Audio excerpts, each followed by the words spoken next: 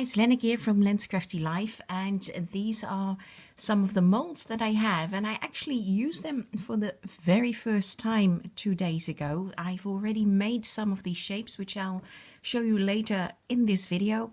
And the reason why I finally use them, I've had them for quite some time, at least 6 months or so, is that I'm doing a swap with Debbie Vignola. I'll pop a link to her video down below. She has some shapes of these are like the silicone shapes, and she made some keyholes, and she's got about 12 of them, and she was asking if she could do a swap with somebody who had some frames. Now, I went through my stash. I thought I had only one frame, but I actually have 3. I forgot one of these molds, and these are the frames that I have, which I think are very, very pretty. So, and then I totally forgotten about these as well, that I have this key shape or mold. So I did get some of this quite a while back, again at a craft fair. No, not a second-hand shop or charity shop this time. This is the proper stuff which I got at the craft fair. And it's actually incredibly light. I'm not sure if this is paper clay. It doesn't really say what it is actually, but it's called Artista Super Light, which is great for shipping as well. It is really very light, and it's air drying and hardening, super lightweight, and it dries at air temperature, and it says at least 24 hours here, minimum drying time of 24 hours. So now I did watch Debbie's video how she did it, and I totally forgot that she advised to leave them in their shapes to dry. So I did leave some in their shapes, but of course I was quite impatient and I wanted to see how they turned out, so I took some out of the shapes too early, which meant that they were how do you say, like this one, they were curling up. So you can see with this shape very much, I think it's a very pretty shape. So Debbie, this is one of the shapes that you will get, but this particular one I will keep myself because it's very, you know, very bent. On the other hand, it is such a soft material that it's quite flexible. You see, I can easily just bend that down, and if you have strong glue, maybe super glue, or you know, your hot glue gun, even to do some little dabs maybe just on the corners and keep it down, then I think this frame is absolutely fine to use because it's not breaking. I can, you know, you see, I can even bend it as far as that and it's still not breaking. So, you know, actually it being bent, at least with this clay that I use, is not a problem. And this frame is very pretty as well, I think. Very decorative. Again, this one is slightly bent, a little bit less than this. I did notice that the thinner it is, whatever you're making, the more it's actually bending, if you, at least if you're taking out too early. Now, this one I did leave in. This is the other frame, but it's a bit, well, I was going to say it's a bit less bent, but not really now, is it? So I left this one in for 24 hours, but it's still, you know, I took it out yesterday and still it dried further. Maybe I have to leave it in 2 days, as Debbie is suggesting. Now, this one is a bit more decorative with all the little shapes in here, and actually it was broken here. When I took it out, it broke here. On the other hand, I can still use this. So Debbie, you won't get this one. I'll give this another try, but I can still use that, and here it's broken as well. But I can always use that to glue it back together. Plus, if I decorate this, you can put like a tiny little rose on here or a piece of bling, you know, and you won't even see that it's broken in those places. So I won't chuck this. I will use that. Then these are the keys from the key frame, which I think are really cute. So Debbie will get some of these. I'll make some more because these will go really, really nice with her keyholes, I think. They are very pretty, and these turned out quite well. Again, if you can see the one, well, this one is actually thinner, which is quite good. It's not bent very much, but this one is thicker and it's bent much more. But you know, again, you can just, you know, glue it down and it's absolutely no problem. It's not breaking, which is great. It's very flexible, these keys. Very light. If you put them in your hand, you don't even feel they're in your hand. It's like there's nothing in your hand. It's so light. And this is the small one, which is again, well, it's hardly bent, so that's good. Then I got this shape, which is actually to use with, I think you call it resin. So it's the liquid stuff that you pour in here. Oh, I didn't clean this one up yet. But I don't have that resin stuff yet. I just have this very lightweight clay. And these are tiny, tiny shapes, which I really like. So I made this tiny Eiffel Tower, which is very cute. And it did pick up the, you can see the, well, let's say the ironwork.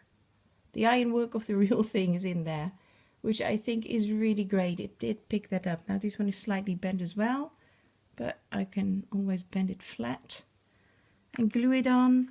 Then again, these are the little hearts that came out of that same mold, and the perfume bottle, and it's this butterfly, and it was this flower. So this is all out of the shape with the Eiffel Tower that I got. Again, I got that that mold at a craft fair last year sometime, but this is the first time I've used this. I've done this, never done this before, and it was quite fun. Then I got this pretty frame, or mold I should say, with the roses, which I think is absolutely gorgeous. So this is a bit thicker, it goes in deeper, and it's these roses that came out. And I think these are really cute, especially the tiny one is so cute. So you can always paint these, you know, or spray paint them, or, you know, leave them white or whatever. And these are not bent that much. It's thicker.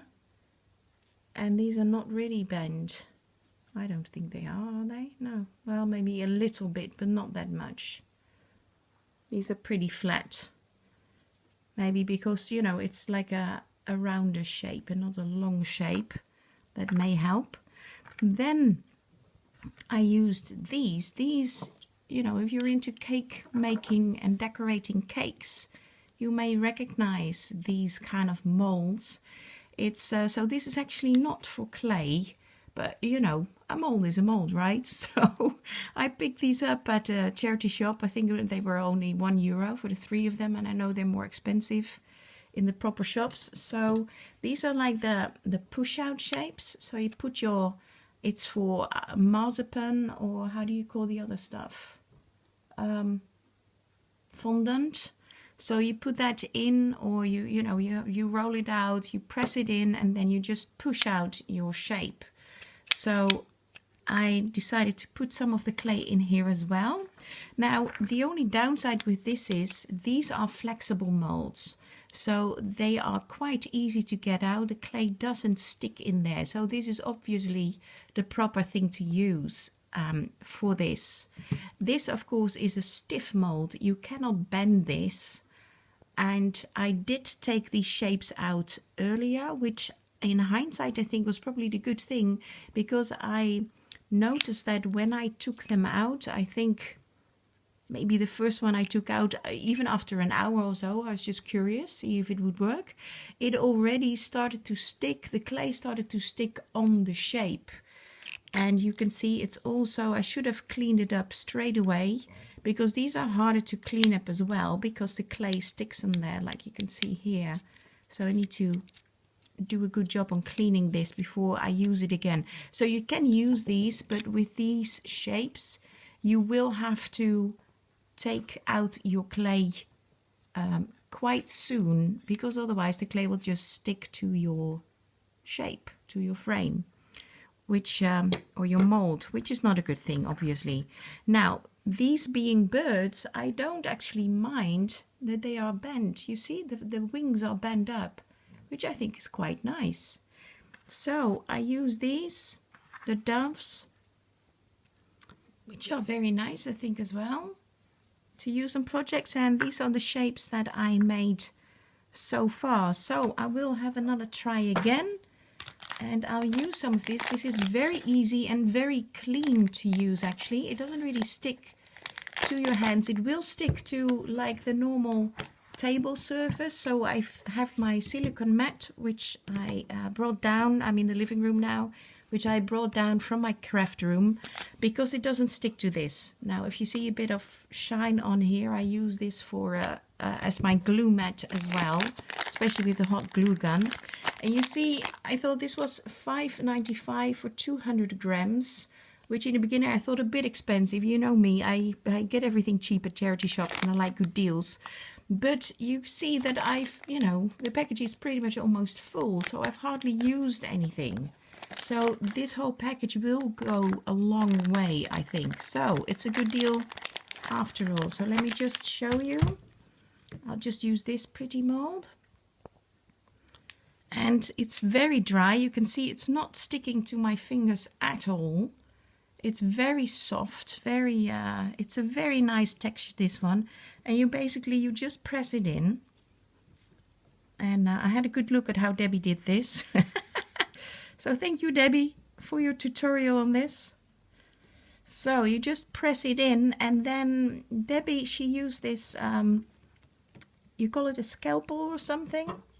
Something like this. Or you can even use just a plain kitchen knife if you don't have anything like this. This looks very professional now, doesn't it? Just having fun. And you can just scrape off like the excess. And then you can work around your shape. So, and Debbie advised, which I think was really good, so I did do that, Debbie, to clean up these edges straight away. So you get nice, maybe I'll bring the camera a bit lower. Sorry for the shaking. So you get these nice clean edges, and with this clay, you can just do it like here. You can just do it with your finger, you know. It's really easy to work with this stuff, this clay. Again, I'm not sure if it's paper clay, maybe it is, but I've never used paper clay. I've only used like the heavy clay, and now here I took out a little bit too much. So I just pop a little bit in to fill it out a bit more. And there you go. You can press it in as tightly as you can. Make sure you do press, because you need to, you know, fill out the shape, that it really gets into all the crevices on the, you know, at the other side. So there you go. This will be the next one. Now I will leave this one in maybe for 2 days and see if indeed this one comes out more flat. So there you go. This one doesn't have to be totally 100% flat, because try to get it as flat as possible, and make sure the inside is already round. It saves you cleaning up later. Now when you get your molds, I noticed, like with this one, that it got broken because it's quite thin. Maybe this one is easier to make also if you have like the resin, like the liquid stuff that you can use. But as you see where it got broken, you see that, you know, it's like here, it's like these very narrow spaces in this mold.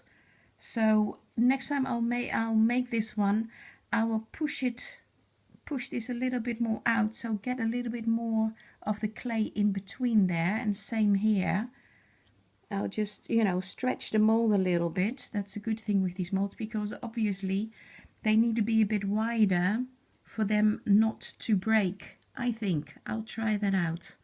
So anyway, that's it.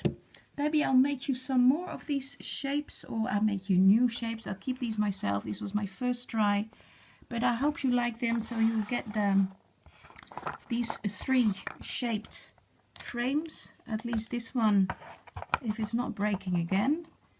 So you get this one, some of these, some of these, some of these, and some of that 3 keys. That's what Debbie would like to receive. So I'll send some off as soon as I'm done. Okay, and thank you for watching, and everybody who wants to have a try. And again, I'm not getting any money out of this. This is great clay. I really, really like this. Okay, see you next time. Thank you. Bye-bye.